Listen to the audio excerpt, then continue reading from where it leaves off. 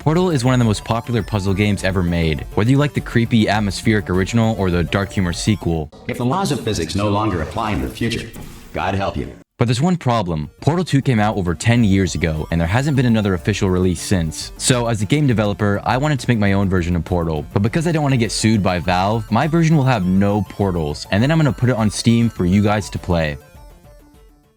You're probably wondering, why not just make a mod of Portal and then put that on Steam instead? Well, I would do that, but Portal runs on the game engine source, and I would have to use that if I wanted to make a mod. Now, I use Unreal Engine 5, and I don't want to relearn a whole new engine for a fan game. So instead, I'm going to make a mostly original game with new story, gameplay, and setting, but still have the strong essence of a Portal game. The one thing that makes Portal so iconic is portals, which had barely been done before the first Portal game, so that's a big reason why the game got so popular. Now I could try to come up with a completely new mechanic that has never been done, but because the game dev industry is so saturated nowadays, it'd be hard to think of a completely new idea for a puzzle mechanic. So I opted for a simple puzzle element that's been done some, but not too much, and that is gravity shifting. This game will be called Tilt, and you will use a gravity gun. Actually, not gravity gun. I'm trying not to get sued. Let me just, arrow grip to fire at different walls to change your gravity. There have been a few games that utilize gravity shifting as their primary or side mechanic. However, there's a lot more to a good game than a puzzle element. Portal 2 isn't just about using portals to solve puzzles. It's about aperture science and the entire story surrounding the puzzles that you're solving. So even if I use a puzzle element like gravity shifting that's been done before, I can still craft my own setting, story, and environment that separates it from other games. I mean, mostly separates it. There's a little inspiration here and there.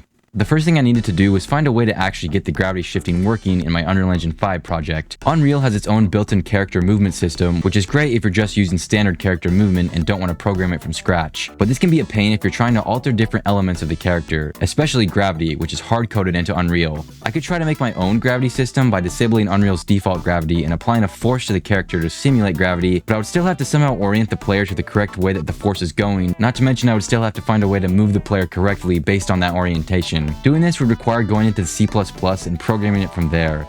Now, I really don't want to do all that freaking nerd stuff, especially because I'm most experienced in Unreal blueprints, which don't require text-based syntax like C++ does. But thankfully, I found an easy way to do this without any of the complicated math. Unreal Engine has a marketplace filled with a bunch of stuff that everyone uses in their games, but the marketplace has more than just asset packs. There's also plugins. Plugins are different from asset packs as they aren't just a collection of 3D models and textures. Plugins extend or modify the functionality of Unreal Engine. They can include custom C++ code that can add new functionality to the engine that isn't included by default, including gravity. So if I can find a plugin that allows me to alter the player's gravity, I can use that to make the game. I searched different gravity plugins and found a few that could work. I actually spent a few days trying some of these to see which one worked best, and ultimately settled on this directional and planet gravity plugin. Now that I have the mechanic of the game down, I wanted to work on the setting next. Portal 1 and 2 take place in a huge catacomb-like facility miles underground. This is a really cool concept, but it's been done a lot before, and I wanted to put my own spin on the setting. One game series that has always caught my attention because of its environments is the BioShock franchise. The first two games take place in an underwater city called Rapture, which is such a cool concept already, but the developers really went creative with a sky city in BioShock Infinite called Columbia. Columbia serves as the main setting for the game, giving a crazy backdrop for the narrative and gameplay. I think combining a sky city like Columbia with the idea of a huge testing facility will be an awesome combination. So to pull this off, all I had to do was somehow put the skybox clouds in Unreal Engine underneath the level. This was harder than it looked because the default skybox doesn't let you move the clouds down. I tried to bring the level up really high instead, but even that didn't look right. So I went onto the Unreal Engine marketplace again and tried to find a sky asset that would be able to move under the level. I found this cloud and sky asset pack that would work, so I imported that into the project. I eventually got it working, and now when I press play, it turns into skydiving without a parachute simulator. So I actually need to make the levels. For this process, I used a lot of different asset packs, but the main one I used is called Brutalist Level Kit, which was free for the month a while ago when I got it. And I really like the vibe that this pack gives off. Portal has a very industrial sci-fi feel, which is great for its setting, but I think a more brutalist and clean look will turn out really good, especially when combined with the sky-based setting. I used this pack to lay out all the rooms of the game, then filled them in with assets from other packs that I had. I made this cool habitation room that the player will start the game in. Now I have the setting and mechanics down, I just need to start making the actual heart of the game, puzzles. But what type of puzzle mechanics would work for a game like this? Well, I think the classic cubes and buttons is a start. So I went onto Sketchfab and downloaded a button and this impossible cube model. With these, I also made a door in Blender and put the in-game company's logo on it. Speaking of the in-game company, just like Portal has Aperture Science, I need some sort of company that runs this whole sky base that the game takes place in. So real quick, let me just Alright, I got it. Ascendium Technologies. I should probably also find a name for the sky facility that the game actually takes place in. So after some hard creative thinking, I decided to call this place, the Aero Station, where the sky is not the limit.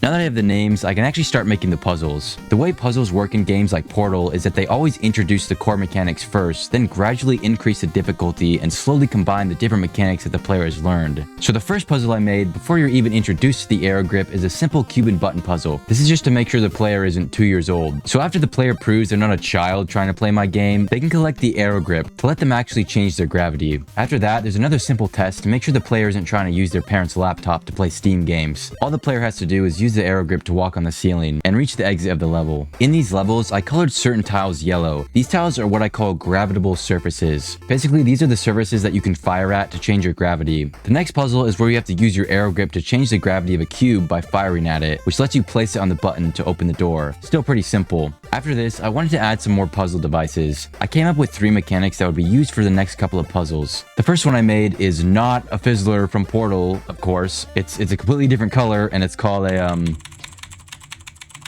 an exoscreen, which destroys cubes that pass through it, which is a completely original mechanic that I came up with. I then realized that if I destroyed cubes, I needed a way to create them. Otherwise, you only have one chance to solve a puzzle. I found a pretty simple way to spawn cubes. I made this box that drops out cubes when one is destroyed. Believe it or not, this cube spawner is actually made from a vending machine mesh, which I put into Blender, took out all its insides, then made it a bit bigger to fit a cube and put doors on it. Then I exported it into Unreal, and it looks fine, I guess. And then I made a few more puzzles with some buttons on the walls and some pool tables. After this, I finally introduced a new feature. I really wanted to make some unique mechanics, so, I made another cube. It's a completely different color, and it comes with the red button too. The red button is pretty much the same as a normal button, but it can only be activated by a red cube. Then I decided to break up all the puzzles with some cool environment for this next area. I made this huge room with crazy level design, stairs on the walls, pillars going everywhere. I think it looks pretty sick. But after the player makes their way through, a new mechanic is introduced. And you'll never believe it, another cube. And this time, it's blue. You see, standard cubes work by shifting their gravity to the player's gravity whenever they're fired at. Well, blue cubes are different. They'll move independently from the player's gravity, going back and forth in 2 directions when fired at. This means I can have buttons on surfaces that even the player can't reach. After the blue cube was introduced, I made this cool lobby that has 3 different doors. One of them goes to evaluations 1 through 9, and the second 9 through 18. Then there's a third door that goes to the maintenance hall. The player will come back to this room in different parts of the game. Also, I'm calling each puzzle an evaluation because I can't use the term test chambers for obvious reasons. After this room, I structured the puzzles a little more, and I made 5 new evaluations using the mechanics introduced. If you want to play these for yourself, the link to the demo is in the description. Also, if you're enjoying this video so far, make sure to like and subscribe. Doing this will support the channel and will help me make more games like this. But anyways, back to the development.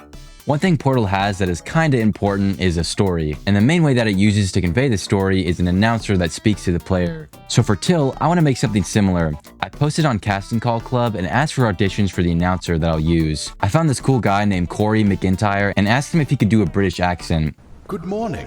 Welcome to the Ascendium Technologies Aero Station, where the sky is not the limit. I thought he was perfect, so I sent him over the first batch of lines. For a while, I couldn't really decide on a story. I started out having the player be a participant in the evaluation course at Ascendium Tech to test out the aero grip, but the player would slowly disobey the announcer too many times. However, this felt a little too basic, and the idea of being a test subject is one that Portal leaned on heavily. So instead, I opted for a different approach. Instead of having the player be there to test, he was there to do a task, and the tests were just in the way. The story I came up with was that the player is assigned with fixing the turbine in the evaluation wing, and he has to make his way through the evaluations to get there. I also decided that neither the announcer or the company of Ascendium will be evil. Instead, there's something else called the TerraGuard virus that's the antagonist. So after a few tries, I sent a large batch of voice lines to Corey, my voice actor. I spent a day adding them into the game and placing box triggers wherever they needed. Now Tilt was really starting to feel polished, especially with the newly added story. I just needed to make some music for the game. So I opened FL Studio and made a couple of tracks inspired by the Portal 2 soundtrack. These tracks use what's called leitmotifs, which is a reoccurring theme in a soundtrack. There are 2 main ones that you might notice when you play the game. One of them is a simple descending theme.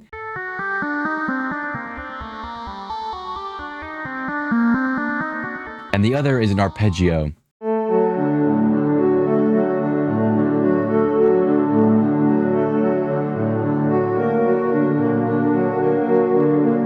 I I made every track in the demo in the key of G harmonic minor. Adding these to the game, it feels so much more clean with these background ambient themes. Now that I had everything ready, I made an ending for the demo, which is absolutely critical to the game's story and gameplay.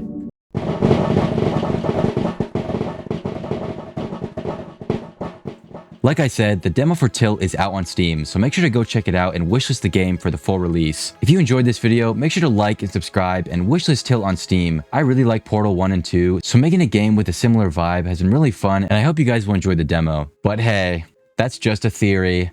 A game theory. Thanks for watching.